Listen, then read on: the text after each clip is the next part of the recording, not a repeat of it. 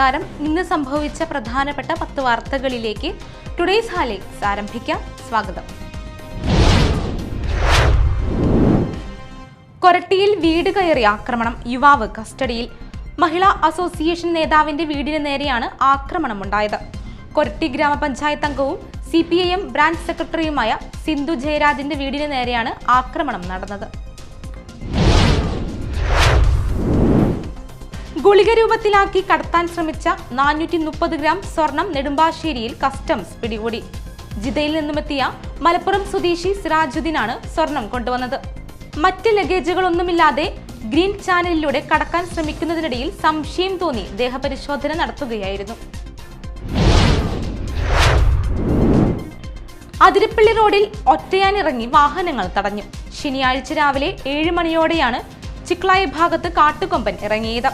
ആന റോഡിൽ നിലയുറപ്പിച്ചതിനെ തുടർന്ന് ചാലക്കുടി അതിരപ്പള്ളി റൂട്ടിൽ ഏറെ നേരം വാഹന ഗതാഗതം തടസ്സപ്പെട്ടു. തമിഴ്നാട്ടിലെ കുപ്രസിദ്ധ മോഷ്ടാവ് വിയൂരിൽ നിന്ന് രക്ഷപ്പെട്ടു. തമിഴ്നാട് സ്വദേശി ബാലമുരുകനാണ് രക്ഷപ്പെട്ടത്.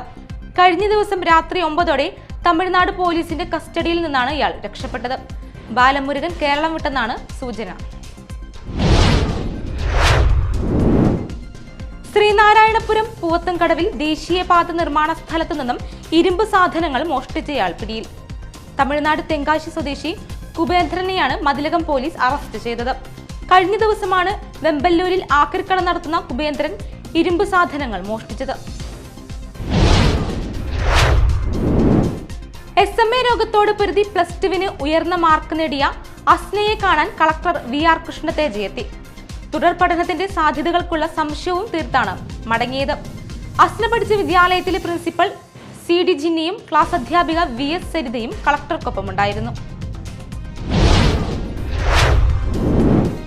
പൊയ്യ പഞ്ചായത്തിൽ സ്വന്തം കുടിവെള്ള പദ്ധതിയുടെ പ്രാഥമിക നടപടികളായി. ചാലക്കുടി പുഴയിൽ കുടൂർ പഞ്ചായത്ത് പരിധിയിലുള്ള കുണ്ടൂർ ബോട്ട് ജെട്ടിയുടെ സമീപത്ത് നിന്ന് വെള്ളം കൊണ്ടുവരാനാണ് തീരുമാനമായിട്ടുള്ളത്. പൊയ്യ കുഴൂർ പഞ്ചായത്ത് അധ്യക്ഷന്മാർ തമ്മിൽ നടന്ന ചർച്ചയിലാണ് തീരുമാനമായത്. ലോക പരിസ്ഥിതി ദിനത്തിൽ ചാലക്കുടി മേഖലയിൽ വിതരണം ചെയ്യാനായുള്ള ഫലവൃക്ഷ തൈകൾ ചട്ടിക്കുളത്ത് തയ്യാറായി. ചട്ടിക്കുളം സോഷ്യൽ ഫോറസ്ട്രി സെന്റർ നഴ്സറിയിലാണ് ഫലവൃക്ഷ തൈകൾ വിതരണത്തിന് ഒരുങ്ങിയിരിക്കുന്നത്. 25,000 തൈകളാണ് നഴ്സറിയിൽ തയ്യാറായിരിക്കുന്നത്.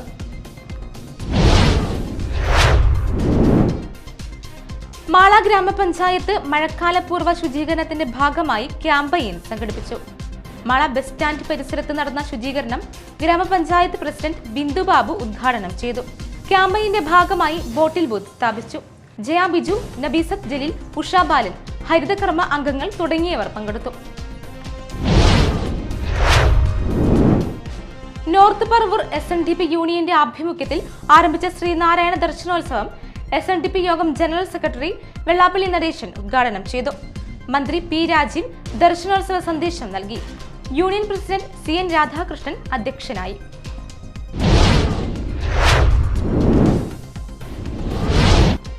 ഹൈലൈറ്റ്സ് വാർത്തകളുടെ വിശദമായ റിപ്പോർട്ട് അടുത്ത ന്യൂസ് റൗണ്ടപ്പിൽ കാണാം. ടുഡേയ്സ് ഹൈലൈറ്റ്സ് ഇവിടെ സമാപിക്കുന്നു. നമസ്കാരം.